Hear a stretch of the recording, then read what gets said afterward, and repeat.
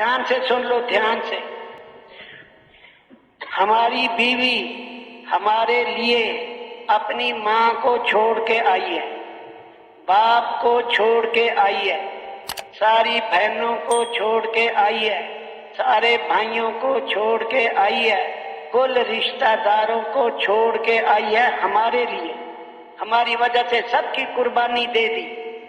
اپنی سہیلیاں، دوست، بچیاں جن کے ساتھ کھیلتے کھیلتے جوان ہوئی، ان کے ساتھ مانوس، وہ سب چھوڑ دیا۔ کس کے لیے چھوڑا بیوی نے؟ بتاؤ جلدی۔ خامد کے لیے۔ اچھا، خامد کے گھر آ گئی۔ اب خامد کی وجہ سے خامد کی ماں کی بھی خدمت کرے، خامد کی وجہ سے کر رہی، خامد کے باپ کی بھی خدمت کرے، اس کے بہن بھائیوں کی بھی کرے، اس کے رشتہ دار مہمان آ گئے ان کو بھی کھانا چاہے۔ اپنا سارا چھوڑ دیا، ہمارا سارا بوجھ اپنے ساتھ پر اٹھا لیا۔ پھر بھی اگر ہم اس کو لڑتے رہے، جھڑکتے رہے، ڈانٹتے رہے، گالیاں دیتے رہے، بعضے تو مارتے بھی ہیں بیویوں، اتنے بے رحم ہیں، ہوش نہیں ہے، بے ہوش بن کے چل رہے۔ ہاں، ڈوڈئی کیوں نہیں پکائی ٹائم پر، چائے کیوں نہیں پکائی، ڈانٹ رہا، چائے میں پتی کیوں کم ڈالی ہے، نمک کیوں سالن میں زیادہ ڈال دیا۔ ساری خدمت کی، اخیر میں یہ انعام ملا۔ ارے ہوش سے زندگی گزارنی ہے، اپنا سارا چھوڑ کے آئی، ہم نے اپنی بنائی نہیں، ہم نے اس کو اپنا نہیں بنایا، نوکرانی بنا لیا، کام بھی لے رہے، ڈانٹ بھی رہے، گھر کیوں نہیں صاف کیا، بچوں کے کپڑے کیوں نہیں دھوئے، یہ بچہ کیوں مٹی اس کو لگی ہے، ہر وقت ڈانٹ رہی ڈانٹ۔ اس عورت کا پھر زمین آسمان کے نیچے اور کون ہے؟ ہاں، اس لیے ہوش کرنا ہے۔ نبی علیہ السلام کی حدیث ہے، مظلوم کی بد دعا سے بچو، اتقوا دعوت المظلوم وان کان فاجرا۔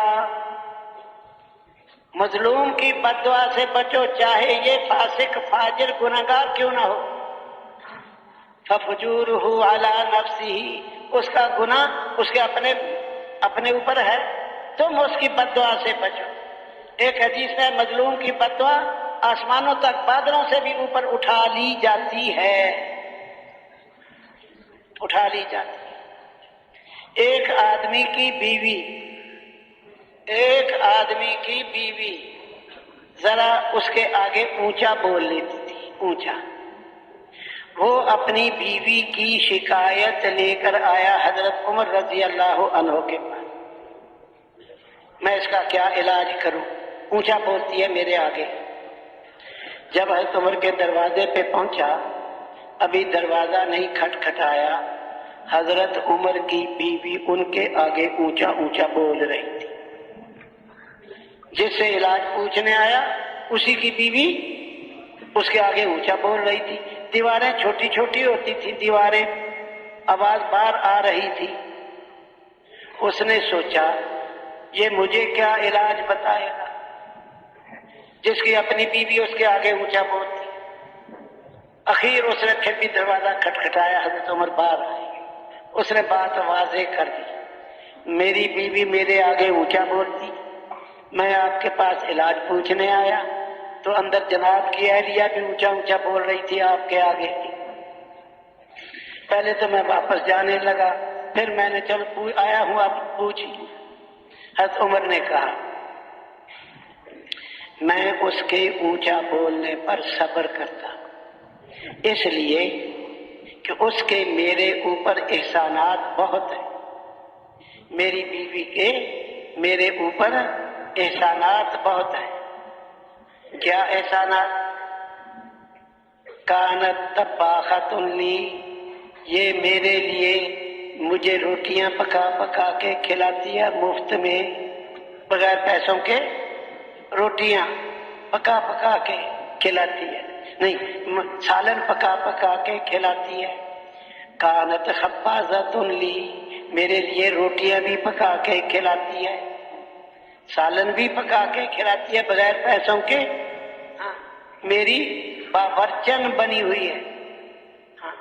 کانت کناسۃ لی، میری جھاڑو دینے والی بھنگن بنی ہوئی ہے، میرے گھر کو جھاڑو دے کے صاف کر دیتی ہے۔ کانت غسالۃ لی، میری دھوبن بنی ہوئی ہے، میرے کپڑے دھو دھو کے دیتی ہے۔ اور سب سے بڑھ کر میرے ایمان کی حفاظت ہے، میرے ایمان کی حفاظت ہے۔ ہاں، اب یہی کام ہماری بیویاں کرتی ہیں کہ نہیں کرتی؟ کپڑے دھو دیتی ہیں کہ نہیں؟ جھاڑو دے دیتی ہیں کہ نہیں؟ سالن پکا دیتی ہیں؟ اور ہمارے ایمان کی حفاظت، جب بندے کو حلال روٹی نہ ملے تو پھر حرام کھائے گا، بھوکا ہے، بھوک اور تیز ہوگی اور تیز ہوگی اور تیز ہوگی، پھر جہاں سے بھی ملے گا کھائے گا۔ یہ میرے ایمان کی حفاظت ہے۔ حدیث میں ہے جب تم کہیں باہر ہو، تمہیں کوئی عورت اچھی لگ جائے، جلدی سے نظر نیچی کرو اور اپنے گھر آ کے اپنی بیوی سے ملاقات کر لو، فوری واپس آؤ گھر، اپنی بیوی سے ملاقات کر لو۔ ارے معاف کرنا یہ کمال ہے، بدلے لینا ڈانٹ پھانٹ کرنا یہ کمال نہیں ہے۔